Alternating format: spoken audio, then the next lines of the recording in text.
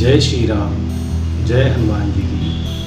आज आपका फिर से स्वागत है इस संपूर्ण ज्ञान चैनल में। और हम लोग आज व्याख्या करेंगे शब्दार्थ सहित विंध्येश्वरी चालीसा की। अब देखिए, जो हम लोग जब विंध्येश्वरी चालीसा शुरू करने से पहले हम बता दें कि विंध्यवासिनी माँ या जो विंध्येश्वरी माँ हैं कौन। देखिए, ऐसा था, इसमें कथा है, और जो कथा जुड़ी है ये द्वापर युग से। आपको याद होगा कि द्वापर युग में कृष्ण जी थे। तो कृष्ण जी थे वो 8वीं संतान थे देवकी जी के और वासुदेव जी के। और आपको शायद ये भी मालूम होगा कि कंस उनको मारना चाहता था, क्योंकि ये कहा गया था, या क्योंकि भविष्यवाणी ये हुई थी कि अगर उनका 8वां पुत्र अगर होगा देवकी जी का और वासुदेव जी का, तो वो कंस का वध कर देगा। इसलिए कंस उसको मारना चाहता था। तो जब ये कृष्ण जी होने वाले थे, तब एकदम से वहाँ पर सब कुछ जितने भी जेल थे या नगर द्वार सब खुल गए थे। और उसके बाद वासुदेव जी कृष्ण जी को लेके चले गए थे गोकुल नगरी में। अब गोकुल नगरी में उनको एक घर दिखा था जो था नंद जी का और यशोदा जी का। और जिस समय कृष्ण जी का जन्म हुआ था उसी समय वहाँ पर उनको वहाँ यशोदा जी ने उसी समय एक पुत्री को जन्म दिया था। तो वो गए और वहाँ पर कृष्ण जी को रख के उनकी पुत्री को ले आए थे। तो जब ये पुत्री को ले आए थे और कंस को मालूम पड़ा कि उनके 8वीं संतान हुई है, तो कंस ने उनको मारना चाहा। तब वो जो पुत्री थी, जो बेटी थी उनकी नंद जी और यशोदा जी की, वो उसके हाथ से छूट गई, मतलब कंस के हाथ से छूट गई। और एकदम से जाके हवा में उन्होंने अपना रूप दिखाया दुर्गा माँ का, और कहा, उनसे कहा, और कंस से कहा कि देख, जो 8वां बालक है वो कहीं सुरक्षित स्थान पर पहुँच गया है और तू अपने मृत्यु का इंतजार कर। उसके बाद क्या हुआ कि ये जो माँ थी, जो पुत्री थी यशोदा जी की और नंद जी की, वो चली गई ये विंध्य पर्वत पे। ये विंध्य पर्वत जो है ये मिर्जापुर से 8 किलोमीटर दूर है, जिसको लोग विंध्या रेंज भी कहते हैं। अगर हम ज्योग्राफी पढ़ें तो विंध्या रेंज भी कहते हैं। तो वहीं पे इन्होंने जाके वास किया है। तो ये इनकी कहानी थी, ये विंध्येश्वरी माँ की। और विंध्येश्वरी माँ को योग माया भी कहा गया है। तो आइए अब चलते हैं उनकी चालीसा पे। जय मैया, कृपा करिए मैया, कृपा करिए माँ। अब देखिए, शुरुआत में लिखा है यहाँ पर, नमो नमो नमो नमो विंध्येश्वरी। देखिए, हम पहले बता चुके हैं हर चालीसा में कि नमो नमो जरूर आता है। देखिए, नमो नमो एक अभिवादन है। अभिवादन मतलब होता है ग्रीटिंग है। तो नमो नमो का मतलब, देखिए, जब भी हम लोग दो लोग मिलते हैं तो हम लोग हेलो बोलते हैं, हाय बोलते हैं। क्यों बोलते हैं? इसका मतलब ये होता है कि हमको आपसे मिलकर प्रसन्नता हुई है। तो ऐसे ही यहाँ पर जब नमो नमो पढ़ते हैं तो हम ये कहते हैं माँ से या किसी भी देवता या किसी प्रभु से हम ये कहते हैं कि हे मैया मुझे प्रसन्नता हो रही है और जब मैं आपकी चालीसा शुरू कर रहा हूँ। तो नमो नमो का मतलब हो गया मुझे माँ प्रसन्नता हो रही है आपकी चालीसा शुरू करने में। तो नमो नमो विंध्येश्वरी। विंध्येश्वरी मतलब होता है विंध्यवासिनी, क्योंकि विंध्याचल में इनका वास है, इसलिए इनको विंध्येश्वरी कहा गया है। आगे है नमो नमो जगदम्बा। तो नमो नमो जगदम्बा मतलब इनका एक नाम जगदम्ब भी है। तो जगदम्बा मतलब जगत की माता है ये। तो फिर नमो नमो कहा गया है क्योंकि मुझे आपकी प्रसन्नता हुई माँ आपसे, मतलब ये चालीसा शुरू करते हुए। आगे देखिए, संत जनों के काज में, मतलब संत जनों मतलब जो भी संत हैं या जो भी भक्तगण होते हैं उनके काज में, काज मतलब काम में। तो लिखा है संत जनों के काम में माँ करती नहीं विलम्ब। मतलब माँ कोई विलम्ब मतलब देरी नहीं करती है। किस चीज़ देरी नहीं करती है? मतलब उनको सुरक्षा प्रदान करती है, और जो भी वो मांगते हैं माँ उनको देती है। इतनी अच्छी है माँ। तो यहाँ पर ये दुहा था। अब हम लोग शुरू करते हैं चौपाई चालीसा पे, हम लोग शुरुआत करते हैं। अब देखिए, जय जय जय विंध्याचल रानी। अब हम कहा गया हे माँ आपकी जय हो, जय हो, जय हो। और आप विंध्याचल की रानी हैं, क्योंकि विंध्याचल में ही आपने वास किया था। जब आपने कंस के हाथ से छूट के आप चली आई थी, तब आपने यहीं पर आके वास किया था माँ आपने। और आदि शक्ति। अब देखिए, आदि का मतलब होता है मूल। तो मूल शक्ति का मतलब ये हुआ कि जो भी संसार में शक्ति है वो आप ही के द्वारा है। इसलिए आदि शक्ति कहा गया है इनको। तो आदि शक्ति जग विदित भवानी, और जग विदित मतलब जग मतलब दुनिया, और विदित मतलब सब जानते हैं। तो जग पूरा जानता है भवानी आपको जानता है माँ आपको कि आप कितनी अच्छी हैं, ऐसा कुछ कहा है यहाँ पे। फिर देखिए सिंह वाहिनी जय जय माता। अब सिंह वाहिनी मतलब वाहन, सिंह आपका वाहन है, हे माता जय हो आपकी। जय जय माता मतलब सिंह आपका वाहन है, माता आपकी जय हो। और जय जय जय त्रिभुवन सुखदाता, और जय जय जय हे माँ आपकी जय हो, क्योंकि आप त्रिभुवन का मतलब होता है कि तीनों लोकों में आप सुख देती हैं, तीनों लोकों में आप सुख देती हैं, ऐसा यहाँ पर कहा है इन्होंने। कष्ट निवारणी, किसी को भी कष्ट होता है और आपकी जो पूजा करता है माँ, उससे आप उसका कष्ट का निवारण करती है, मतलब कष्ट को आप खत्म करती हैं। जय जय देवी, हे माँ जय जय देवी। तो माँ आपकी कृपा बहुत है, इसलिए माँ को जय जय बार बार ये कह रहे हैं। जय जय जय असुरासुर सेवी।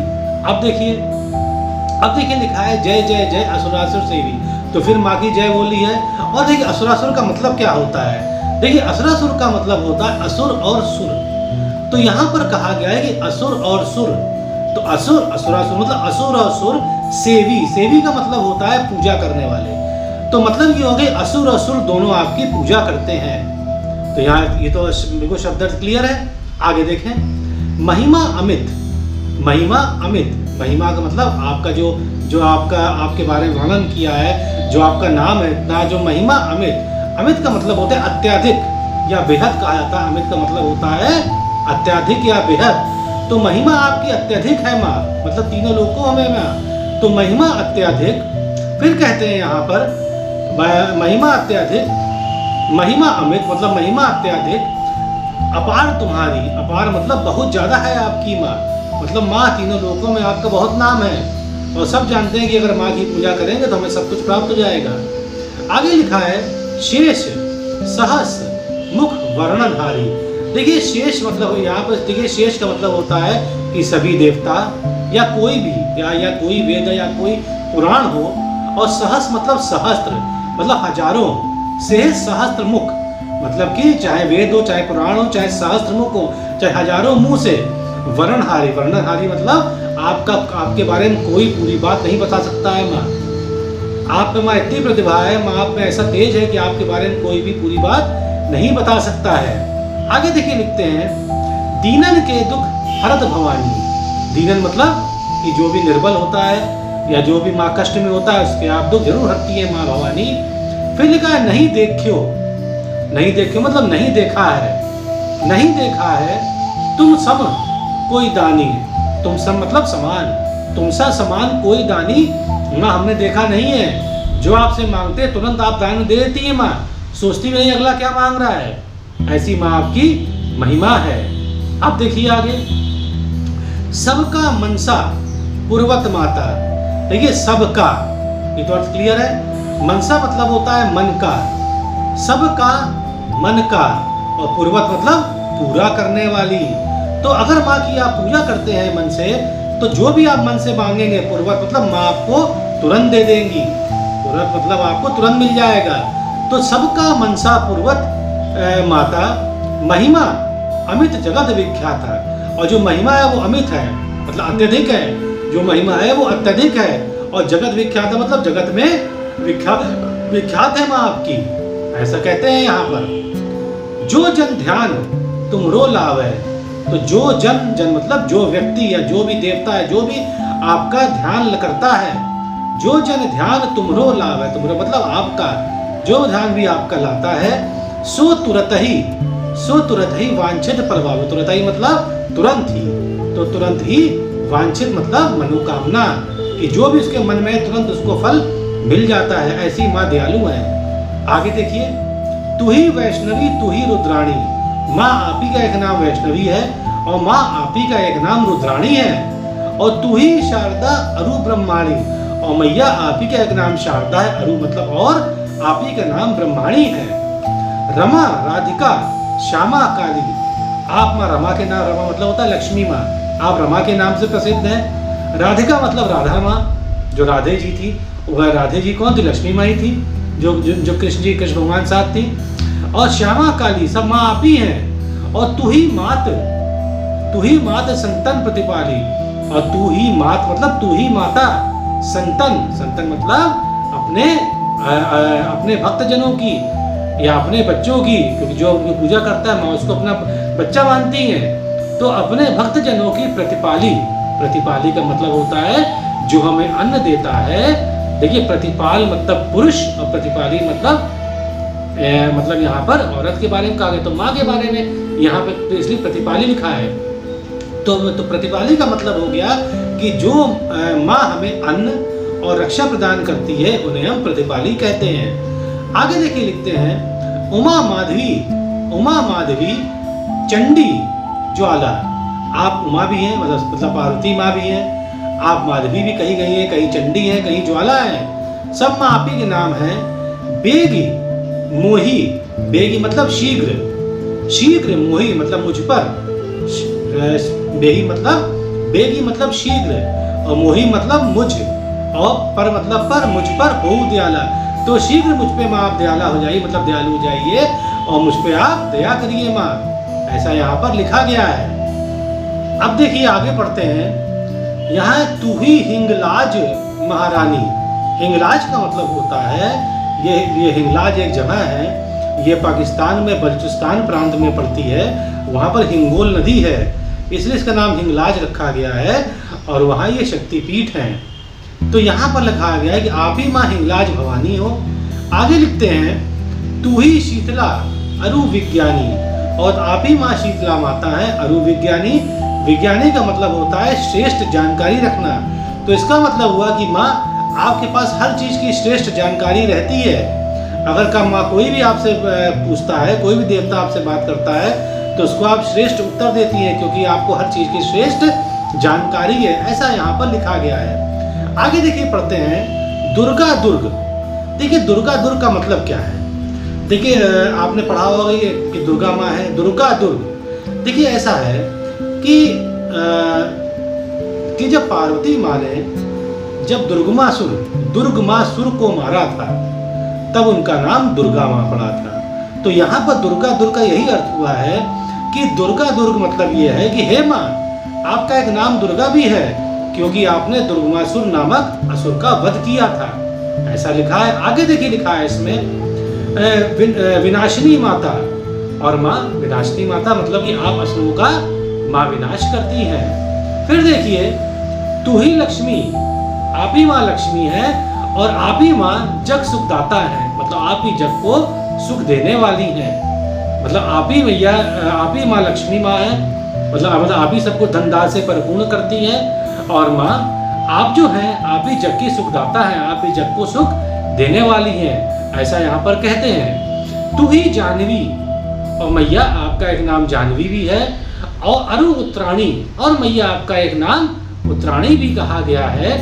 हेमावती अम्बे निवारणी, और आपका और नाम हेमावती भी है, अम्बे भी है और निवारणी भी है। निवारणी मतलब सबकी रक्षा करने वाले, सबको अन्न प्रदान करने वाले। निवारण मतलब होता है हर चीज परेशानी दूर करने वाली।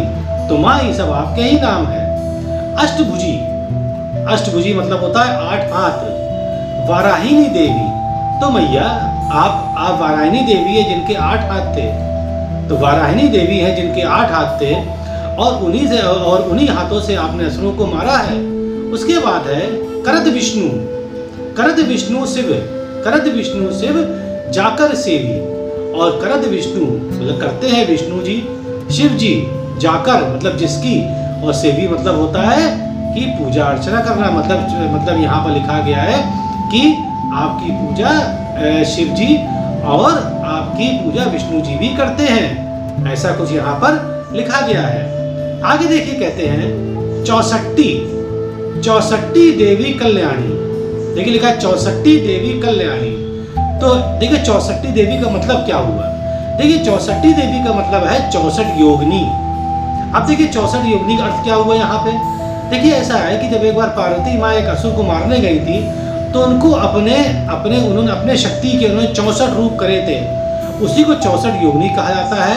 और आगरा के पास इनका मंदिर भी है, जिसको 64 योगिनी मंदिर भी कहा जाता है। इसलिए यहाँ लिखा है 64 योगिनी, 64 देवी कल्याणी। हे मैया, आप 64 देवी के नाम से प्रसिद्ध हैं और आप सबका कल्याण करती हैं, और गौरी मंगला सब गुण खानी। और जो गौरी भी नाम है आपका, मंगला भी नाम है, सब गुण खानी, और सब गुण आपके अंदर है माँ। आप गौरी माँ भी हैं, मंगला माँ भी है, सबका मंगल करती हैं, और पार्वती माँ हैं, और सब गुण खानी, मतलब सब गुण आपके अंदर हैं, या पूरा जग जो है आपकी गुण की प्रशंसा करता है और महिमा आपके बारे में गाता है। ऐसा लिखा है यहाँ पर। आगे देखिए लिखा हुआ है यहाँ पर, आगे कहते हैं कि पाटन मुंबा। अब देखिए पाटन मुंबा क्या है। देखिए पाटन मुंबा का अर्थ होता है, देखिए पाटन का मतलब होता है पाटना, सही करना, और लिखा है मुंबा। देखिए मुंबा जो है ये मुंबा देवी के नाम से आया है, जो मुंबई में है। अब देखिए मुंबा देवी है कौन, इसके बारे में बताते हैं आपको। देखिए ऐसा कहा गया है, आज से बहुत साल, मतलब बहुत हजारों वर्षों पहले की बात है। तो यहाँ पे कहा जाता था कि पहले मुंबई में यहाँ पहले मछुआरों की बस्ती थी, और वो लोग मछली पकड़ते थे, उनको केली कहते थे, केली जात कहते थे उनको। तो तब क्या हुआ था कि समुद्र जो कभी कभी बहुत ही विनाश कर देते थे इनका, तब उन लोगों ने पूजा करी, और पार्वती माँ जो थी वो मछुआरन का वेश रख के आई, और जब मछुआरन का वेश रख के आई माँ, तो सब कुछ भूल गई, वो शिव जी के बारे में सब कुछ भूल गई माँ। तो बस वहाँ पर जब आई माँ, तो जैसे ही माँ वहाँ पे आई हैं ये आपके मुंबई में, तो वहाँ पे जितने भी समुद्र ने कभी किसी को परेशान नहीं किया, तो वहाँ पे लोगों ने इनका एक मंदिर बनाया, जिसको कहते हैं मुंबा देवी, समुद्र के किनारे ही है, इनको कहते हैं मुंबा देवी नाम का समुद्र बनाया, और माफ करिएगा मुंबा देवी नाम का मंदिर बनाया उनका, और ऐसा यहाँ पर, और इसलिए नाम उसका मुंबई रखा गया है। तो मुंबा देवी पार्वती माँ थी, और वो बचाती थी हमेशा समुद्र से मछुआरों को, क्योंकि खुद भी वो मछुआरन का वेश करके आई थी। और उसका शिव जी ने आकर उनसे विवाह किया। जब उनसे शिव जी ने फिर से विवाह किया, तो उनको अपना रूप याद आया माँ को, और वो फिर कैलाश चली गई भगवान शिव के साथ। ऐसा यहाँ पर पौराणिक कथाओं में कहा गया है। इसीलिए लिखा है पाटन मुंबा, मतलब कि पाटन मतलब आप सही किया आपने, मुंबा देवी बन के। फिर आगे देखिए लिखते हैं दंत कुमारी, पाटन मुंबा दंत कुमारी। देखिए दंत कुमारी क्या है, आपने सुना होगा कि ये 36 में एक दंतवाड़ा जगह है, एक दंतवाड़ा जगह है, वहाँ पर दंतेश्वरी माँ है। दंतेश्वरी माँ मतलब हो गया कि ये भी एक यहाँ पर जो सती जी का, यहाँ सती जी के दांत गिरे थे, सती जी के दांत गिरे थे जब शिव जी उनको ले जा रहे थे, विष्णु जी ने उनके अंग काट दिए थे अपने चक्र से, तो जो उनके दांत गिरे उन्हीं को दंत कुमारी इसलिए कहा गया है माँ को। तो यहाँ पर कहा गया है, अब सब क्लियर हो गया आपको कि मुंबा पाटन मुंबा मतलब क्या हो, दंत कुमारी का मतलब क्या हुआ। अब देखिए भद्रकाली सुन विनय हमारी, आपने भद्रकाली का भी रूप ग्रहण किया था, और सुन विनय हमारी। अब मैं बीच में आपको बताना चाहूँगा कि देखिए आगे आपको सब जितने भी माँ के नाम, उन पे वीडियो आपको मिलेंगे हमारे, जिसमें बताऊँगा मैं उनका नाम क्यों पड़ा और किस स्थान पे है माँ। क्योंकि देखिए इसमें आपका ज्ञानवर्धन होगा और आपको समझने में सहायता मिलेगी कि माँ के कितने रूप है और माँ ने ऐसा रूप क्यों धरा। आगे देखिए चलते हैं, यहाँ पर आगे लिखा है यहाँ पर कि वज्रधारणी शोक विनाशिनी। वज्रधारणी मतलब वज्र का मतलब होता है बिजली, जैसे आप देखा होगा ना, वज्र उनका अस्त्र है इंद्र भगवान का, तो माँ के पास वज्र भी है। वज्रधारणी वज्र धारण करती हैं और शोक विनाशिनी, और शोक का विनाश करती है। जो भी इनकी ऊर्जा है वो अशोका हो जाता है, तभी इनको माँ को अशोका भी कहा गया है। अ प्लस शोक मतलब अशोक, मतलब शोक को हरने वाली को अशोका भी कहा गया, इसलिए माँ को। आयु रक्षणी विंध्यवासिनी, अगर आप विंध्यवासिनी माँ की पूजा करेंगे तो आपकी आयु की रक्षा करेंगी। देखिए आयु को रक्षा करने का मतलब ये नहीं कि आपकी आयु बढ़ जाएगी, इसका मतलब ये होता है कि अगर आपकी अकाल मृत्यु जल्दी होनी होगी, मतलब अकाल, या छोटे शब्दों में ये कह लीजिए कि अकाल मृत्यु आपकी नहीं होगी। अकाल मृत्यु का मतलब होता है अपनी मृत्यु से पहले आदमी का मर जाना, और तभी वो आदमी भूत प्रेत योनि में कन्वर्ट हो जाता है। तो यहाँ पर कहती है माँ की जो भी हमारी पूजा करेगा, वो जब उसकी मृत्यु होनी होगी ईश्वर द्वारा, यमराज को लेने आएंगे तभी वो साथ में जाएगा, कभी उसकी अकाल मृत्यु नहीं होगी। आगे देखिए लिखते हैं जया और विजया बैताली। देखिए जय और विजय कौन थे? देखिए जय और विजय जो थे वो उनके पहरेदार थे, भगवान विष्णु के पहरेदार थे। और उनको सनक आदि या सनक ऋषियों ने उनको श्राप दिया था कि क्योंकि उन्होंने उसको रास्ता रोक लिया था और विष्णु भगवान से मिलने नहीं दिया था। तो उन ऋषियों ने, सनक ऋषियों ने इनको श्राप दिया कि जाओ, अब तुम यहाँ रहने लायक नहीं हो, अब तुम यहाँ पर रहते अब तुम स्वर्गलोक से कहीं चले जाओगे या मित्रलोक या कहीं चले जाओगे। तब भगवान विष्णु आ गए थे। तो भगवान विष्णु जब आए तो तब उन्होंने कहा ठीक है, हमारा श्राप तो नहीं टल सकता है, परंतु तुम या तो तुम 3 बार जन्म लोगे असुरों में और मैं उनका वध करूंगा, और या 6 बार तुम जन्म लोगे मृत्यु लोक में। तो उनका प्रभु मुझको 3 ही बार आप जन्म ले दीजिए और आप मेरा वध करें, इससे अच्छी क्या बात होगी। तभी हिरण्याक्ष जो आप पढ़ाओ, हिरण्याक्ष क्या थे, हिरण्याक्ष से प्रहलाद कहानी पढ़ी होगी। तो हिरण्याक्ष जो थे यहाँ पर वो जय विजय थे। तो हिरण्याकश्यप हिरण्याक्ष जय विजय थे यहाँ पर। और जो नरसिंह थे वो अम्बा माँ का रूप थे। तो इसलिए यहाँ पर कहा गया है कि जो अम्बा माँ अपने नरसिंह का रूप लेके हिरण्याक्ष को माँ, इसलिए लिखा है जय विजय वैताली। देखिए वैताली का एक और मतलब भी होता है। वैताली का मतलब होता है कि स्तुति करने वाले, उसको वैताली भी कहते हैं। तो एक तो अर्थ ये निकलता है कि जय विजय को आपने उनको मारकर उनका एक श्राप खत्म किया था। और दूसरा मतलब ये निकलता है कि जय विजय आपकी स्तुति करते हैं। या दोनों अगर आप जोड़ लीजिए तो होगा कि जय विजय आपकी इसलिए स्तुति करते हैं क्योंकि एक बार आपने उनको मार के उनका एक श्राप खत्म किया था। तो इसका अर्थ ये भी हम निकाल सकते हैं। आगे देखिए लिखते हैं यहाँ पर मात सुगंधा अरु विकराली, मतलब माँ आपका नाम सुगंधा भी है और विकराली भी है।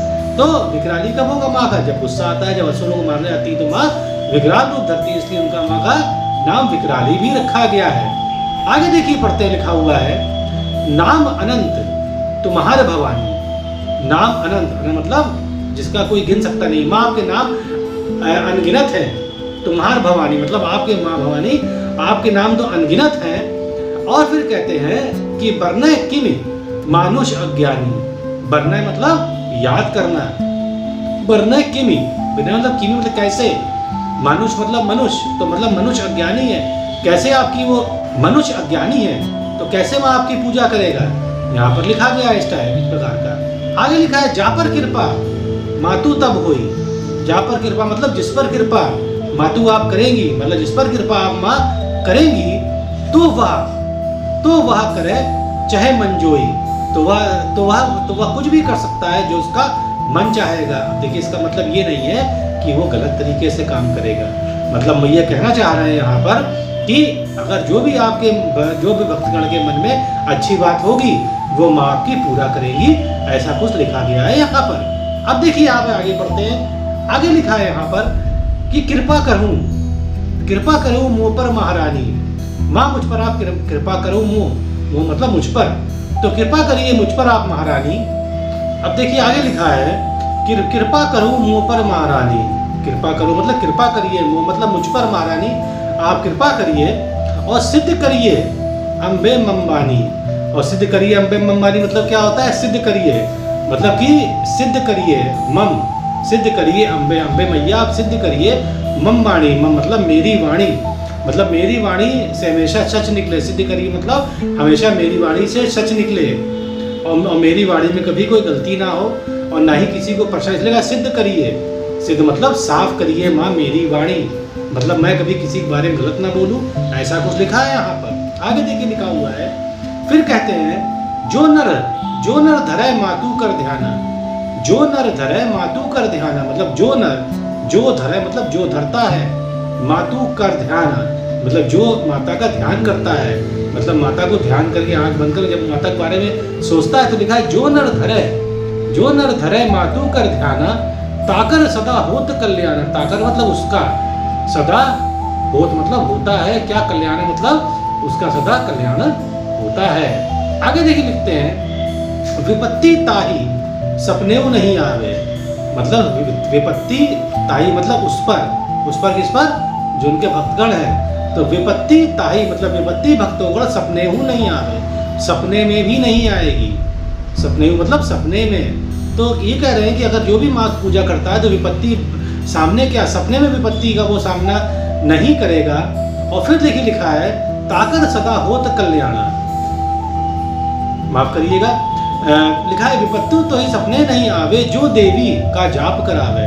तो जो भी देवी का जाप करता है या करवाता है ब्राह्मणों से तो उस पर कभी विपत्ति नहीं आती है, यहाँ तक विपत्ति सपने में भी नहीं आएगी, ऐसा माँ का प्रताप है। फिर देखिए जो नर कहाँ ऋण हो अपारा, तो कह रहे जो नर कहाँ मतलब जो नर के ऊपर ऋण मतलब बहुत उधार चढ़ाओ, अपार उधार चढ़ाओ, या बिजनेस में लॉस आता है तो ऋण चढ़ जाता है, या किसी का ऋण चढ़ गया हो या बहुत गरीबी हो तो आदमी ऋण लेता है, तो जिस नर पे बहुत ज़्यादा ऋण हो अपारा सो नर पाठ करे 112। तो यहाँ पे कहते हैं कि जो नर पाठ करे 112, 12 मतलब 12, तो जो शत मतलब 100, तो जो भी नर या जो भी नारी 100 बार अगर पाठ करते या करती हैं तो उन पे ऋण का बोझ कभी रहेगा नहीं और वो ऋण से मुक्त हो जाएंगे, ऐसा यहाँ पर लिखा गया है। माँ का ऐसा प्रताप है। फिर देखिए आगे कहते हैं यहाँ पर कि निश्चय ऋण मोचन हो जाई। अब आगे लिखा है यहाँ पर निश्चय ऋण मोचन हो जाई। देखिए निश्चय मतलब श्योरिटी दी है, जब माँ की पूजा करेंगे तो श्योर है। तो यहाँ पर निश्चय मतलब यह काम निश्चित होगा। क्या निश्चित होगा? ऋण मोचन। देखिए ऋण का मतलब होता है जो उधार लिया है आपने, और मोचन होता है हरने वाला, संकट मोचन ही ना, संकट हरने वाला। तो आपका ऋण मोचन मतलब ऋण को आपका हर लिया जाएगा, ऋण आपका खत्म हो जाएगा। तो निश्चय ऋण मोचन हो जाए। तो अगर आप माँ की प्रार्थना करेंगे, पाठ करेंगे तो आपका ऋण जो है वो खत्म हो जाएगा। आगे लिखते हैं सो नर पाठ करे, सो नर पाठ करे मन लाई। तो जो नर, सो नर मतलब जो नर पाठ करे मन लाई, मन लाई मतलब लगा के। तो जो नर पाठ मन लगा के करता है उसके ऊपर कभी भी कोई ऋण नहीं रहेगा। अगर उसका ऋण है, कितना भी ऋण बड़ा हो, वो ऋण उसका खत्म हो जाएगा। ऐसा कुछ माँ की महिमा है यहाँ पर। स्तुति, स्तुति जो नर पढ़े पढ़ावे। देखिए स्तुति तो पढ़ा, स्तुति क्या होता है? स्तुति का मतलब होता है कि अगर हम थोड़ा गलत भी पढ़ लेते हैं, अगर हम थोड़ा गलत, स्तुति जो नर पढ़े पढ़ावे। कोई भी नर अगर पढ़ता है या किसी को पढ़ाता है और अगर वो जानबूझ के गलती नहीं करता है तब भी क्या होता है, सो या जग में सो अति सुख पावे, उसको भी अति सुख मिलता है। मतलब माँ उसको माफ कर देती है क्योंकि उसने जानबूझ के नहीं किया है।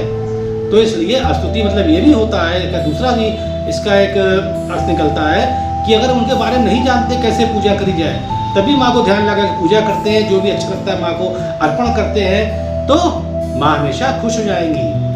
आगे देखिए लिखते हैं यहाँ पर जाको व्याधि सतावे भाई।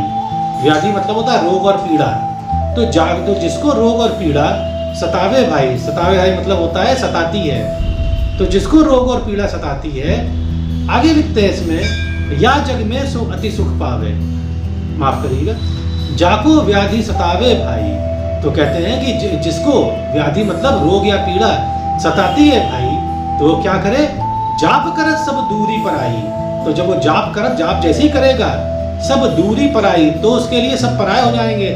सब दूरी मतलब जितने व्याधि रोग है सब पीड़ा दूर चली जाएगी और सब पराये हो जाएंगे उससे, मतलब वो उसको छोड़ के चली जाएगी। ऐसा है माँ का प्रताप। आगे देखिए लिखते हैं यहाँ पर जो नर अति बंदी महा हुई। अति मतलब जो नर बहुत साल से जेल में है या मानसिक कष्ट में है, ये भी होता है, सांसारिक बंधनों से मानसिक कष्ट में है। तो कहते हैं जो नर अति बंदी महा हुई 12,000 पाठ कर सोई।